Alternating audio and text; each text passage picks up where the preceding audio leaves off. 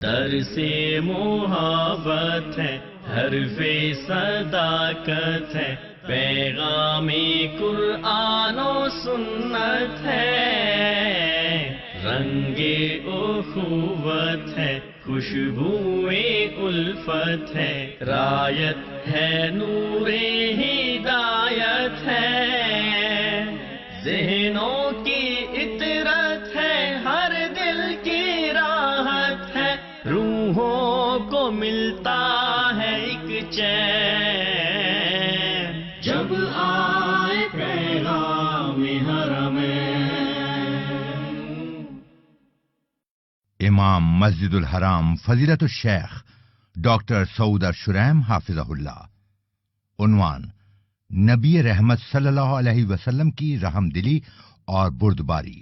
17 ربیع الثانی 1436 ہجری بمطابق 6 فروری 2015۔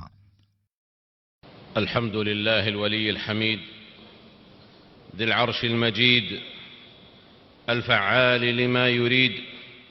تمام تعریفیں اللہ کے لیے ہیں جو والی مطلق اور قابل ستائش ہے، عرش عظیم والا ہے اور جو چاہے کرتا ہے۔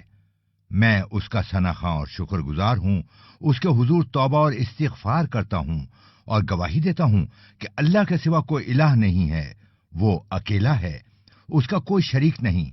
میں یہ بھی گواہی دیتا ہوں کہ محمد صلی اللہ علیہ وسلم اللہ کے بندے اور پیغمبر ہیں جو واضح حق پر تھے اور نرم اخلاق اور اعلیٰ کردار والے تھے، جنہوں نے پیغام پہنچا دیا، امانت ادا کر دی، امت کے ساتھ خیر خواہی فرمائی اور اللہ کی راہ میں جہاد کا حق ادا کیا۔ چنانچہ بے پناہ رحمتیں اور سلامتی ہو آپ صلی اللہ علیہ وسلم پر، آپ صلی اللہ علیہ وسلم کی پاک اور طاہر آل پر، آپ صلی اللہ علیہ وسلم کی ازواج یعنی امہات المومنین پر، صحابہ اور تابعین پر اور ان کے نقش قدم پر چلنے والے ہر آدمی پر۔ اما بعد فاوصیکم ایھا الناس ونفسی۔ حمد و ثنا کے بعد اے لوگو، میں تمہیں اور خود کو وہی نصیحت کرتا ہوں جو اللہ نے اپنے نبی صلی اللہ علیہ وسلم کو اور اگلے پیچھے تمام لوگوں کو فرمائی۔ چنانچہ اللہ کا فرمان ہے، تم سے پہلے جن کو ہم نے کتاب دی تھی انہیں بھی یہی ہدایت کی تھی، اور اب تم کو بھی یہی ہدایت کرتے ہیں کہ اللہ سے ڈرتے ہوئے کام کرو۔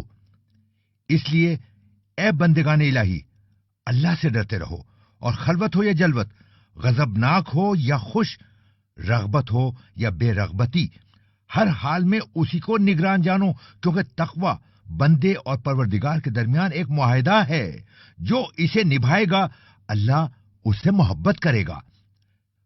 فرمان باری تعالیٰ ہے، جو بھی اپنے عہد کو پورا کرے گا اور برائی سے بچ کر رہے گا وہ اللہ کا محبوب بنے گا، کیونکہ پرہیزگار لوگ اللہ کو پسند ہیں۔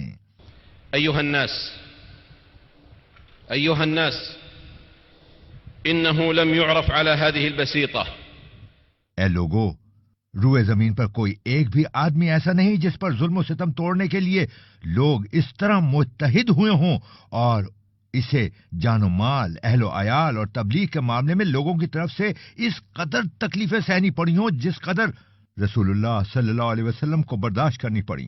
آپ صلی اللہ علیہ وسلم پر میرے ماں باپ قربان ہوں اور آپ پر اللہ کی رحمتیں اور سلامتی نازل فرمائے۔ آپ صلی اللہ علیہ وسلم کے لیے جسمانی اور روحانی عداوت کا بازار گرم کیا گیا۔ آپ صلی اللہ علیہ وسلم کو ہاتھ اور زبان سے تکلیفیں دی گئیں، جھوٹا کہا گیا، حالانکہ آپ سب سے سچے تھے۔ مجنون کہا گیا، حالانکہ آپ صلی اللہ علیہ وسلم سب سے زیادہ عقل مند تھے، اور آپ صلی اللہ علیہ وسلم پر حرف گیری کی گئی، حالانکہ آپ صلی اللہ علیہ وسلم سب سے زیادہ پاک باز تھے۔ آپ صلی اللہ علیہ وسلم پر گندگی ڈالی گئی، آپ صلی اللہ علیہ وسلم کے دانت توڑے گئے، آپ صلی اللہ علیہ وسلم کا چہرہ زخمی کیا گیا، حتیٰ کہ اس سے خون بہنے لگا، اور آپ صلی اللہ علیہ وسلم کو پتھر مارے گئے۔ فما ظنكم يا عباد الله، فما ظنكم يا عباد الله۔ تو اے اللہ کے بندو، ایسے سچے کے متعلق تمہارا کیا خیال ہے جسے اس کی قوم نے جھوٹا کہا ہو؟ ایسے مہربان کے متعلق کیا گمان ہے جس کے معاملے میں اس کی قوم سخت ہو گئی ہو؟ ایسے پاکباز اور عفیف کے متعلق کیا رائے رکھتے ہو جس پر اس کی قوم نے بہتان تراشی کی ہو؟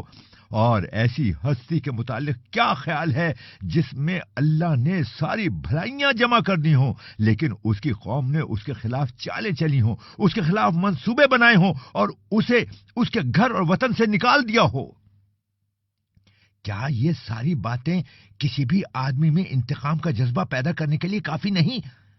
کیا ان سے آدمی میں سخت مزاجی اور غصہ پیدا نہیں ہو جاتا؟